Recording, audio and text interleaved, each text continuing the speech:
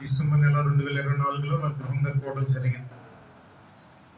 ఏ వాక్యం నేను చెప్పాను? ఎవరైనా చెప్పగలరా? దేవుడు మీ అందరిని బహుగా దీవించుగాక. నా భాషలో మాట అన్నారు, చెవులతో వినేవారు, హృదయంతో వినేవారు. మిగతా వారు వినట్లేదని కాదు, కానీ మరి వీరందరూ చక్కగా, నేను చాలాసార్లు గమనించిన ఎస్తేర్ గారు, ఆమె ఈ యొక్క వాక్యం ఎత్తిపెట్టి ప్రార్థన చేశారు. ప్రవక్తల్లోంచి వారి సోదరుడు వస్తారు, వారు మరి ద్వారా దేవుడు వారిని రక్షణలోనికి నడిపిస్తాడు. మరి ఆ యొక్క వాగ్దానం నెరవేరింది. రెండవదిగా పాస్టర్ గారు పుట్టినరోజున నవంబర్ 9న దేవుడు ఒక వాగ్దానం ఇచ్చాడు, నేనే నా సేవకుని మాటను రూఢీకరిస్తాను. యెషయా గ్రంథం 44:26. మరి ఈ రెండు విషయాలు మనం చూసినట్లయితే కనుక, ప్రవక్త వెళ్తాడు, వారి యొక్క బంధువుల్ని రక్షణలో నడిపిస్తాడు. ఆ కార్యం నెరవేరింది. రెండవది, నేనే నా సేవకుని మాటను రూఢీపరిచెదనని దేవుని వాక్యం సెలవుస్తుంది.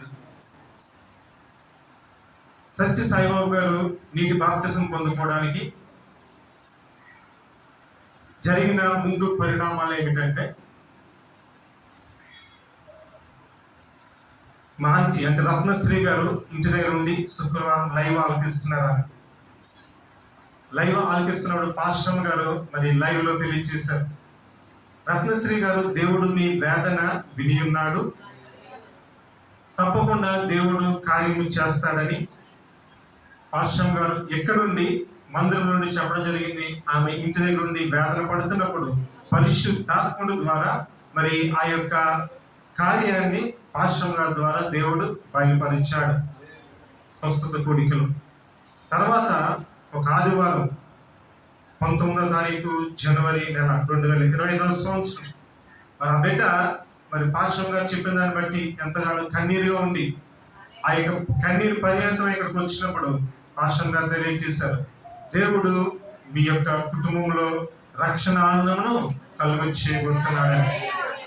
మూడవదిగా ఫిబ్రవరి 21వ తారీఖు శుక్రవారం రాత్రి కాలంలో, మరి శుక్రవారం రాత్రి కాలంలో పాస్టర్ గారు వాక్యం చెప్తున్నారు, సత్య సాయిబాబు గారు దేవుడి ఈ రాత్రి మిమ్మల్ని దర్శించబోతున్నాడు.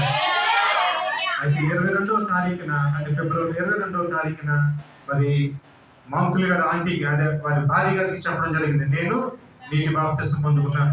చూడండి, ఈ యొక్క క్రమంలో గమనించినట్లయితే అది దేవుని ప్రణాళిక. 2019వ సంవత్సరం మార్చిలో వారి గృహానికి వెళ్ళడం జరిగింది.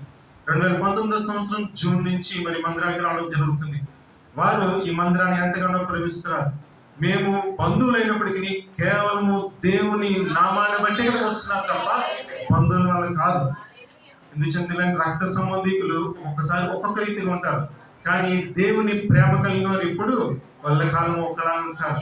మరి 21వ తారీఖున దేవుడు వారిని దర్శించాడు. 22వ తారీఖున మరి మా ఆంటీకి చెప్పడం జరిగింది, ఈ యొక్క మార్చి 2వ తారీఖున నీటి బాప్తిసం తీసుకోవడం జరిగింది. దేవుడు ఎంతగానో గొప్ప కార్యం చేశారు. వారి యొక్క ఉద్యోగ విషయంలో కావచ్చు, ఆరోగ్య విషయంలో కావచ్చు, వారి ఇంటికి వెళ్ళినప్పుడు మేము పాశ్రంగా తెలియజేశారు, ఇంటికి వెలుగు దాకపోతుందని దేవుడు వాక్యంలో అట్టి వెలుగుల దేవుడు వారికి ఇచ్చాడు. మా నాన్నమ్మ మరి ఎంతగానో ప్రార్థన చేసి ఉండవచ్చు, వారి కుమార్తెను అల్లుడు దేవుడు రక్షణలోనికి నడిపించాడు. మరి ఇంకొకటి ఏమిటంటే, నాకు వరుసకి ఆయన మామయ్య వస్తాడు, మరి మేనత్తకి మామయ్యకి కూడా నీటి బాప్తిసం ఇచ్చే ధన్యతను దేవుడు నాకు ఇచ్చాడు. ధన్యతను ఇచ్చిన దేవుడికి నేను వందనాలు చేసిన. ఎంతో మంది దైవజనులకి ఈ యొక్క అవకాశం రాదు, కానీ దేవుడు నాకు ఇచ్చిన ఆ యొక్క మరి కృపను బట్టి నేను దేవునికి వందనాలు చెల్లిస్తున్నాను. ఇక్కడ అనేక మంది మీ కుటుంబంలో మరి రక్త సంబంధికులు బంధువులు అనేక మంది ఉన్నారు. వీరందరూ రక్షించబడాలి, మనం వారికి మరి నీటి బాప్తిసం ఇవ్వాలి. మరి అదే రీతిగా మనం గమనించినట్లయితే ఆ కుటుంబంలో దేవుడు ఎన్నో మేలు చేశారు. చాలా ప్రాముఖ్యమైన మరి అతి ప్రాముఖ్యమైనది ఏమిటంటే, వారి కుమారుడు ఒకే కుమారుడు మరి వారి పెళ్లి రోజున, వారి కుమారుడు పెళ్లి రోజున పావని వారి కోడలు పాస్టర్ గారికి ఫోన్ చేసినప్పుడు పాస్టర్ గారు అన్నారు, వచ్చే సంవత్సరం ఈ సమయానికి దేవుడు మీ చేతిలో మగబిడ్డ పెడతాడని. వారికి అటువంటి ప్లానింగ్ లేదు, ఆలోచన లేదు. చెప్పే సమయానికి పవన్ ఒకసారి సాక్షి చెప్పింది, ఎంతమంది గుర్తుందో మీకు?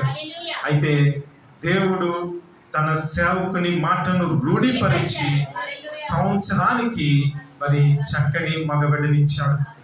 ఇవన్నీ దేవుడు వారి జీవితంలో చేసిన కార్యం. అన్నిటికన్నా మిన్నగా ఈ రోజున దేవుడు రక్షణ వస్త్రమును వారికి ధరింప చేశాడు. మరి వారు ఇంకా ఎన్నో మరి ఆత్మీయంగా చక్కగా అభివృద్ధి చెందాలి, అనేక మందికి సాక్షిగా ఉండాలి, ఉద్యోగంలో దేవుడు ఉన్నతమైన స్థానంలో ఉంచాలి. వారి రాకపోకల్లో దేవుడు వారికి కృప చూపిస్తూ వారి యొక్క కుమారుడు కుటుంబం కూడా మరి రక్షణాలలో నడిపించబడాలి.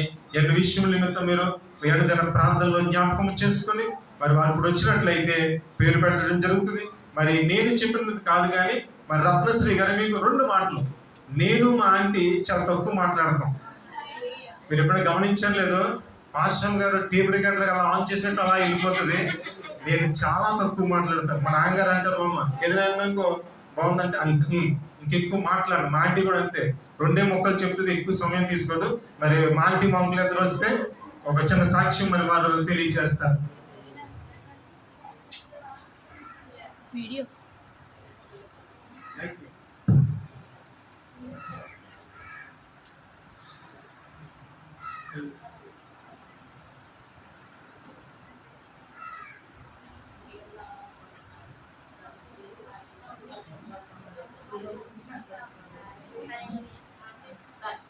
ఇద్దరు ఒకసారి రక్తం తీసుకోవాలని అనుకున్నాను.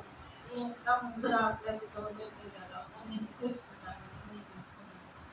అప్పటి నుంచి గురించి ప్రార్థన చేస్తున్నాను, రక్షణ కావాలి. ఈ విధంగా చేస్తున్నారు.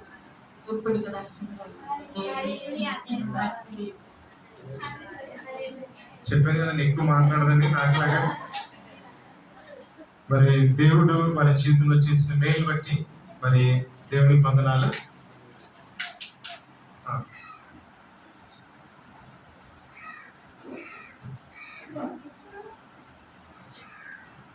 ప్రభు అయిన యేసుక్రీస్తు వారి నామమున మీ అందరికీ నా వందనాలండి. మరి ఈ విధంగా మరి మా బాబాయ్ గారి పిండి గారి నుంచోవడం, మరి దేవుని ఇచ్చిన మహాకృప, మరి సత్య సాయి బాబా గారు మరి దేవుడు దర్శించి నీటి బాప్తిస్మము ద్వారా ఆయన పరిశుద్ధ ప్రార్థనా మందిరంలోకి ప్రభు వారు చేర్చుకుంటూ ఉన్నారు. హల్లెలూయా. తండ్రి యొక్కయు కుమారుని యొక్కయు పరిశుద్ధాత్ముని నామమున మిమ్మలను మందిరంలో చేర్చుకోవడము జరిగినదండి. ఇకపై మీ పేరు సత్య సంతోష్. హల్లెలూయా, హల్లెలూయా. అందరూ చెప్తాం, సత్య సంతోష్, సత్య సంతోష్, సత్య సంతోష్. హల్లెలూయా. వీరి జీవితంలో మంచి సత్యం ఉంది, సంతోషము కూడా వీరి జీవితంలో వీరి వెన్నంటే ఉన్నది. కాబట్టి దేవుడి ఈ పేరును దేవుడు మాకు బయలుపరిచాడు. హల్లెలూయా. ఎందుకంటే చాలా నిజాయితీ పరుడుగా మంచి ఈయన విషయంలో మేము చూసింది ఏంటంటే మాట అంటే మాట ఖచ్చితంగా అలా జరగాలి. అక్కడ దేనికైనా సరే వస్తారంటే వచ్చేస్తారు, ఇంకా రాకపోవడం ఉండదు. ఏ విషయమైనా సరే చాలా ఖచ్చితత్వంగా, మరి దేవుని పని అన్నా కూడా చాలా ఇష్టం. ఇంకా మేమే తగ్గించేస్తా ఉంటాం. జనవరి 1 అంటారు భోజనాలు ఎంతమంది అయితే అంతమందికి ఇచ్చేయండి అంటారు, మేమే ఇంకో 10 మంది తగ్గించి ఆర్డర్ ఇస్తూ ఉంటాం. మరి అన్ని విషయాల్లో ఎంతో నమ్మకంగా ఉన్నారు. మరి ఈ కుటుంబం ఈ విధంగా రక్షింపబడింది. అందుని బట్టి దేవునికి ఎంతో వందనాలు. మరి మా పిన్ని గారు వాళ్ళ అన్నయ్య గారు ఇక్కడే ఉన్నారు, మీరు వీడియో చేస్తున్నారు. మరి వాళ్ళ అన్నయ్య గారు వదిన గారు బట్టి కూడా వందనాలు. ఎందుకంటే వారు ప్రార్థన చేస్తారు, అందరు ప్రార్థనలు. మరి సొంత అన్నయ్య గారు ఇక్కడ ఉన్నారు, వారిని కూడా దేవుడు దీవించును గాక. మరి ముఖ్యంగా సత్య సంతోష్ గారు మిమ్మల్ని దేవుడు బహుగా దీవించి ఆశీర్వదించి మిమ్మల్ని బట్టి మేము ఎంతో సంతోషిస్తున్నాం. దేవుడు ఆశీర్వాదకరంగా మిమ్మల్ని ఉంచుతాడు. పరిశుద్ధ ప్రార్థనా మందిరానికి బలమైన ఆయుధం మీరే. హల్లెలూయా. దేవుడు బహుగా మిమ్మల్ని ఆశీర్వదించును గాక. మీ ప్రతి విషయంలో దైవజనులుగా ఆత్మీయ తల్లిదండ్రులుగా మేము ఉంటాం. పరిశుద్ధాత్ముడు మనతో ఉంటాడు. మీ కుటుంబ ఆశీర్వాదము మరలా చెప్తున్నాను, నా చేత్తో ఆమె కన్నీరు తుడిచాను, అదే చేత్తో ఈరోజు ఆమెకు భర్త గారికి నీటి బాప్తిస్మంలో పాల్గొన్నాను. హల్లెలూయా. దేవుడు వీరి కుటుంబాన్ని బహుగా దీవించి ఆశీర్వదించును గాక. చిన్న ప్రార్థన చేద్దామని. మహాపరిశుద్ధుడా, మహోన్నతుడా, సత్య సంతోష్ గారు బట్టి నీకు వందనాలు తండ్రి. ఇదిగో నీ బిడ్డను భద్రపరిచి దీవించి ఆశీర్వదించండి. నీ పరలోక రాజ్య వారసులుగా బిడ్డను చేర్చుకున్న అందుని బట్టి నీకు స్తోత్రాలు. ఈ బిడ్డ చేయి ద్వారా ఘనమైన కార్యాలు ఎన్నో నీకు జరగాలయ్యా. ఈ బిడ్డను బహుగా వాడుకోండి. ఈ బిడ్డ రాకపోకలో మీరు తోడుగా ఉండండి. ఉద్యోగంలో మీరు తోడుగా ఉండండి ప్రభువా. మంచి అధికారిగా నిలవబెట్టండి. దీవెనల వర్షము కురియు సంవత్సరము వీరి జీవితంలో నెరవేర్పుగా ఉన్నదయ్యా. జనవరి నెల నుంచి కూడా వీరి జీవితంలో ఎన్నో అద్భుత ఆశ్చర్య కార్యములు జరిపించి ఉన్నాం. మరి బిడ్డను దీవించి ఆశీర్వాదకరంగా దీవెనకరంగా మీరు అడుగుతూ ఉన్నాను. దీన సేవకులను వాళ్ళ గృహానికి వెళ్తున్నప్పుడు అయ్యా ఇంత గొప్పగా మీరు నడిపిస్తామని మాకు తెలియదు. నీ ప్రణాళిక గొప్పది, మా ఆలోచన చిన్నది. మందిరానికి వస్తే చాలు అని నేను అనుకున్నాను. అయితే నువ్వు అన్నావు రక్షిస్తానని. ఇదిగో ఈ బిడ్డలను రక్షణలోకి నడిపించు ప్రభువా. ఈ బిడ్డ నీటి బాప్తిసము సంఘములకు ఎంతో సంతోషము. బిడ్డలందరూ కూడా తరలి వచ్చారయ్యా. అందుని బట్టి నీకు స్తోత్రాలు. ఇదిగోనైనా సత్య సంతోష్ గారికి ఆత్మీయ సంఘం ఉంది, ఆత్మీయ తల్లిదండ్రులు ఉన్నారు, పరిశుద్ధాత్మ దేవుడు తోడుగా ఉన్నాడు, కుటుంబం ఉన్నది. దేవుని యొక్క కాపుదల ఈ బిడ్డకు నిత్యము తోడుగా ఉండి వారి భార్యను, వారి కుమారుని, వారి కోడల్ని, వారి బిడ్డల్ని ప్రభు వారు దీవించి ఆశీర్వదించి కృపలో భద్రపరచును గాక. ఆమేన్. చాలా సంతోషం అండి.